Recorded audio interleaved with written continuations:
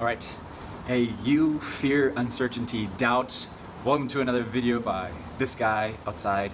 So over the years, the last 10 years or so that I've been doing matching advisings, I have talked to over 1,000 people individually about their matching process. And the reason I share this is because there's certain patterns and certain individuals and success stories and failures or misconceptions about the matching process, about the blessing, that I've been able to observe over the years. And I'm sharing this because I feel like it's part of my mission to kind of help identify certain patterns or certain behaviors that are really helpful to know and some things that are really not helpful to know. And I know that fear, uncertainty, doubt in the matching process is prevalent. Everybody experiences it for sure at some point. But I really want to highlight the fact that there are essentially two types of individuals that go through the matching process. And it becomes very clear when I talk to them kind of under which category or to which extent they fall under. And those two categories are individuals who are able to face fear and take risks and to kind of face their fears or their demons in a really profound and really upfront way. And there are individuals that kind of are afraid to take any action, take any step in their matching process because of fear. So this is really important because it's a fundamental quality of life, of the blessing of succeeding in life, is to be able to face fears, to face your fears, whatever they may be, and to take steps and actually maybe even throw yourself out there and take a risk even. And I know that the matching process, being in a relationship in general, is probably one of the scariest things, maybe even one of the riskiest things if you think about it, because we don't know. We don't know what God, the universe, spirit world might be guiding us to do. We don't know what might be the right answer. We don't know if we'll be rejected. We don't know if we'll be able to create the ideal family couple in life that you want for your life. We don't know. There are a lot of unknowns associated with being in a relationship. But I really want to emphasize in this video that that is a fundamental part of life. That is something that you're going to have to deal with no matter what. And every step of the way in your matching process, when you get blessed, who you get blessed with, eventually when you want to have children, how many children you want to have, and all these decisions in life, how you want to raise your children, all come with a certain level of risk associated with them. It's a natural progression of life.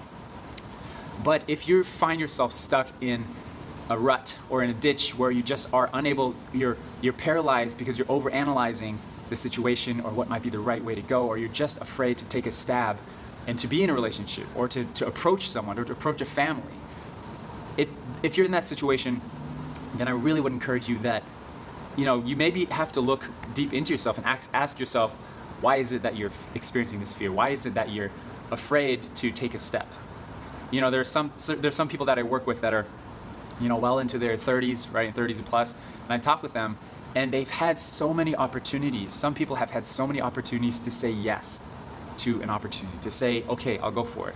Either someone approached them or they approached another family, and they had an opportunity to say, yeah, let's take a stab at it. Let's talk. Let's try to figure this out. But every single time, for years and years and years, they have said no, no, no, no, no, no, no, no, no, no, no, no, because of uncertainty, because of fear of failure, because fear of what if it's the wrong decision? What if it's the wrong choice? What if this is not what God wants me to do? What if we're a bad match? All of these fears start seeping into their mind and then just leave them paralyzed.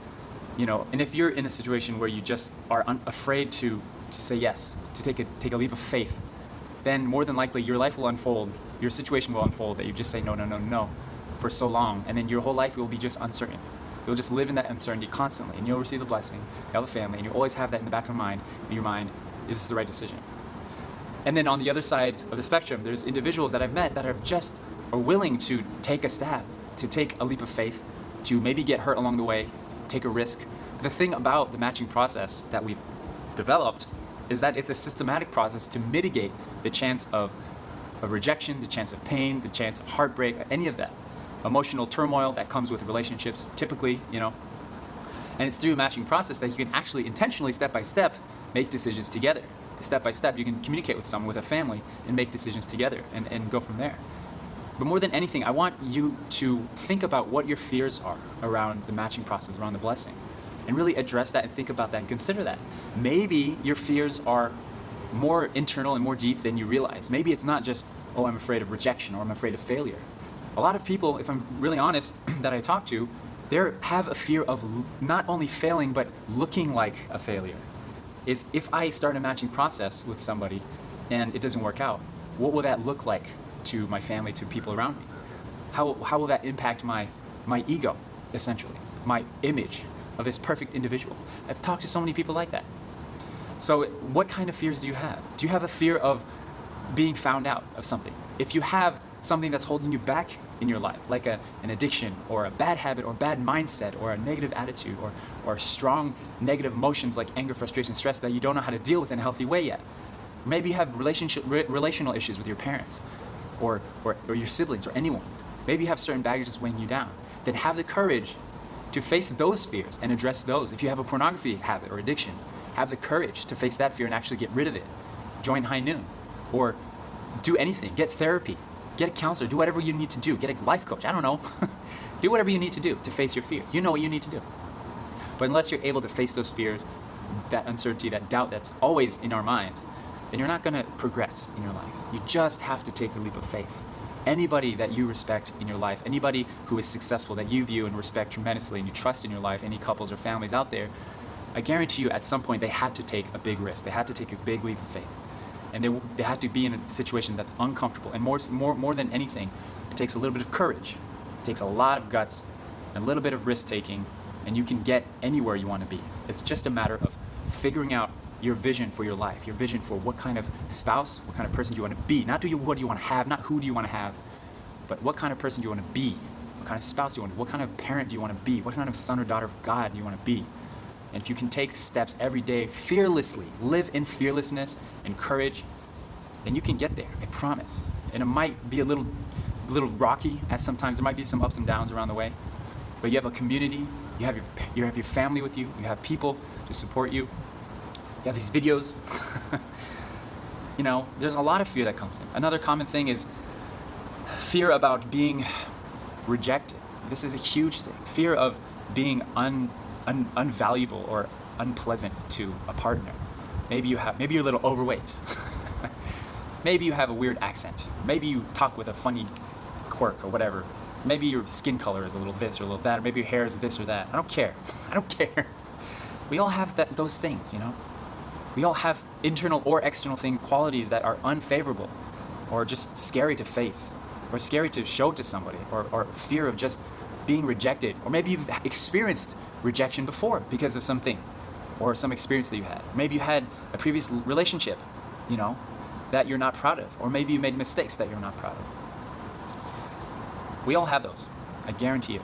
And I promise you every single time that we have a blessing, anytime you see all those happy couples on stage in Korea at the blessing or wherever, I promise you they've all been through mistakes. They've all been through these fear, uncertainty, and doubt, and they've all had to challenge those demons and those wolves, and they've all had to talk about them. Most importantly, they've had to communicate about them and get on the same page and take a risk and take a stab at it. So if anything, this video, I hope that it's encouraging for you to just figure out where your fears lie. But more importantly, not just realize that you have fears, we all do, but to take a leap of faith, to have courage, and be a little fearless with your matching process. Do the thing that you know you should probably do, but you don't want to do it because, oh, the matching website is, I don't like the matching websites because it's like a meat market. Okay, fine. Is that true? Is that genuine? Or are you just a little bit afraid of putting yourself out there? Put yourself on a matching website. If that's what you need to do, do that. If you need to go to a workshop or something, if you need to get a matching supporter to help you along the way, do that. If you need to build a support system, if you need to start like a Facebook group chat with people that you want on your team and just say, hey guys, I'm starting this group chat so you guys can support me because I need support. Because I have a lot of fear and doubt in myself and I need support. And I want you to be on my team. I want to be accountable. Do that. If you need to I don't know, post on Facebook and say, hey guys, I'm looking for a match to get blessed with. Any recommendations? Do that. If you need to address certain issues in your life that you haven't been addressing because of fear, like habits, addictions, anything like that, mental health, whatever it is, then address that without fear. And that's your first step, you know? The first step for everyone is not always, how do I find the person immediately? Sometimes there are steps before that we're missing. Sometimes there's a little bit of internal work that we need to address first. And if you can do those things, and then finding the person becomes easy, guys. It does. If you can live in fearlessness and risk-taking and just willing to throw yourself out there and have conversations and just start a communication phase with somebody, an introduction phase, just talking, like, let's just talk and see how this goes. Let's just talk and see what this is about. If you can have that and pray about it and trust God that God is trying to guide you in a direction. God is trying to guide you in a direction. And as long as you are fearful, you cannot let God work in your life. Remember that. As long as you are fearful and living in fear and self-doubt and self-pity because whatever reason, because that weird mole on your face or because of your whatever situation you might be, as long as you have fear and doubt in your life, God cannot work. By definition, you are not letting God work because you're trying to control the outcomes of your life. You're trying to control your situation, and God cannot work in that. You're not allowing God to work.